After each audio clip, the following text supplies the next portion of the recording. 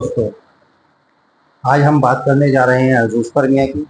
Azoospermia एक ऐसी condition होती है जिसमें मेल के सीमेन में स्पर्म नहीं मिल पाते, यानी शुक्राणुओं की संख्या 0 होती है।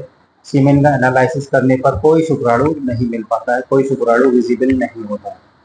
इस कंडीशन को एज़ोस्पर्मिया बोलते हैं, यानी नील स्पर्म भी इस कंडीशन को बोलते हैं। इस कंडीशन से आजकल बहुत ज़्यादा लोग, दुनिया में लगभग 1% लोग ऐसे हैं जो इस कंडीशन से जूझ रहे हैं और संतान का सुख प्राप्त नहीं कर पा रहे हैं, अपने पार्टनर को कंसीव नहीं कर पा रहे। तो एज़ोस्पर्मिया के कारण कई होते हैं, क्या क्या कारण होते हैं और इससे कैसे बचा जा सकता है, क्या ये रिवर्सिबल है या रिवर्सिबल नहीं है, इन सब चीज़ों के बारे में आज जानेंगे इस वीडियो में। तो एज़ोस्पर्मिया पहले हम देखेंगे कि जो स्पर्म होते हैं वो हमारे टेस्टिस में बनते हैं। जो टेस्टिकल्स होते हैं, अंडकोश होते हैं, उनमें स्पर्म का फॉर्मेशन होता है। तो अगर हम इस चीज़ के बारे में समझेंगे तो देखेंगे कि एज़ोस्पर्मिया टेस्टिस में प्रॉब्लम होने की वजह से भी हो सकता है, या टेस्टिस से पहले जो चीज़ें होती हैं हमारे जिस्म में, आपके जिस्म में, उनमें खराबी की होने की वजह से भी हो सकता है, या टेस्टिस के बाद जो स्ट्रक्चर्स होती हैं जो सीमेन या फिर स्पर्म को कैरी करती हैं, उनको पास करती हैं जेनाइटल ट्रैक्ट में, उनमें कोई खराबी होने की वजह से भी हो सकता है।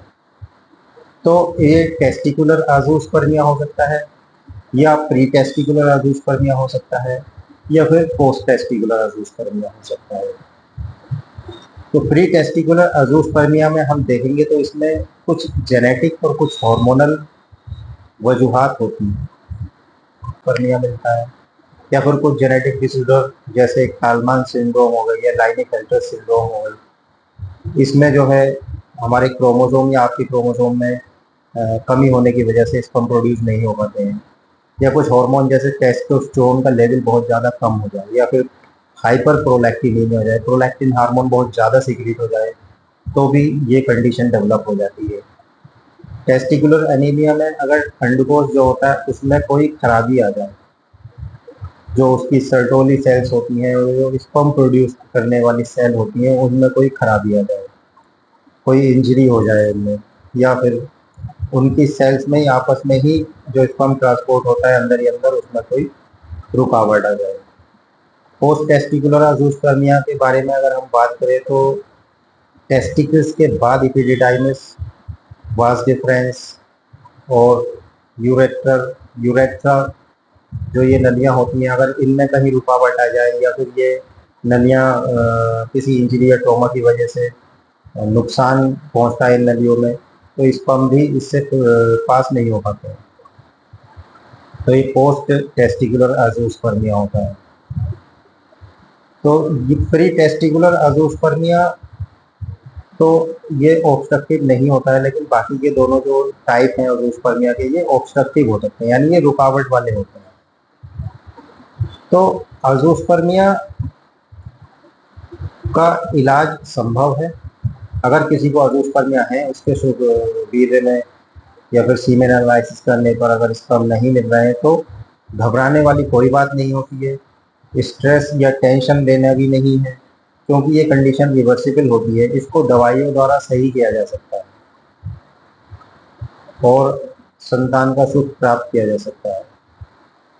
तो यूनानी सिस्टम ऑफ मेडिसिन में जो बहुत ही सैकड़ों सालों से, लगभग हजारों सालों से इस कंडीशन को सोल्व करता चला रहा है। नेचुरली इसमें कुदरत की तरफ से ही ये एक एहसान है या फिर एक बहुत बड़ा वरदान है कि यूनानी सिस्टम ऑफ मेडिसिन में इस तरीके की बीमारियों का इलाज संभव है।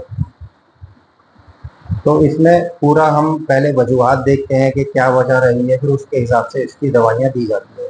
तो ज़्यादातर ये खाने की दवाइयाँ होती हैं, कई तरीके से सेल को, अंडकोश को सही करने की, उसमें कोई इंजरी अगर हो रही है, कोई चोट है या फिर कोई गांठ है, हर तरीके की दवाई उसका देख के कि किस वजह से ये स्पर्म प्रोड्यूस नहीं हो पा रहे हैं या सीमेन में स्पर्म नहीं आ पा रहे हैं बाहर की, फिर उसी हिसाब से ये दवाई चलाई जाती है। तो इसका कोर्स कम से कम 3 महीने या उससे ज़्यादा भी हो सकता है। तो बहुत ही अच्छा रिज़ल्ट है इन सब चीज़ों का, काफ़ी लोगों को फ़ायदा हुआ है और काफ़ी लोग अज़ूज़पर्मिया की कंडीशन से निजात पा चुके हैं।